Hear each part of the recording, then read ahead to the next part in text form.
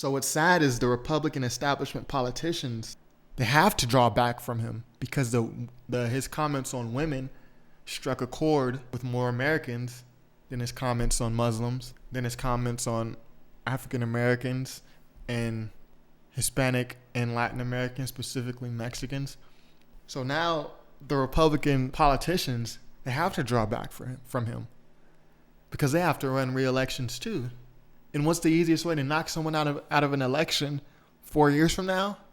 Oh, you supported Trump. You backed Trump when he was saying this, and that. How can you say what you're saying now when you supported Trump, when you voted for Trump? So the politicians feel they have to back away.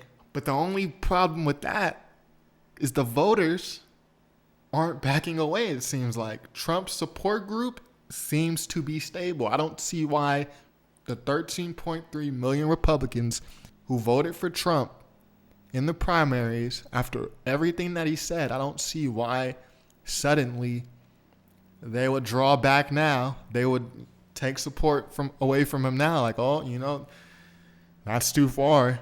I mean, he might lose a few, give or take, but large in part, I think he's still gonna have a good majority of that 13.3 million voter base. So you have the politicians drawing away because they're scared for their political future when they have to run against another Republican, in their incumbency, or they have to run against a Democrat. But right now, the Republican voters, the support base, gave Trump the primaries in historic fashion. They gave Trump the primaries in historic fashion. But the point is, he still has a 13.3 million person voter base. And for comparison's sake, Bernie Sanders had 12 million, just over 12 million. And you think about how many people were supporting Bernie Sanders, add 1 million to that and you have Trump. It's a crazy thing to think about. So when you look at the Republican Party right now, I was speaking about those third parties and how they'll be good for America. I think that we're going to be forced into that anyway, because when you look at the Republican Party, as I just described, the voters and the political leaders, they're not aligned right now. Like the political leaders want to disavow Trump.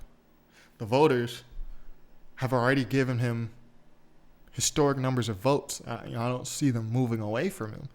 And then when you look back in 2008, you had a political surge with the Tea Party, which was a more extreme, or I want to say extreme, but extreme, more conservative version of the Republican Party. It was a subsection of the Republican Party that was even more conservative. So we've already seen the signs from the Republican Party and their support base that they want to take the party elsewhere. So I think in the Republican Party, you'll have most definitely a different subsection of the party, or maybe in 4, 8, 12, 16 years, you might have a new party altogether. Freedom Party or something like that. Constitution Party. I can see them calling it something like that.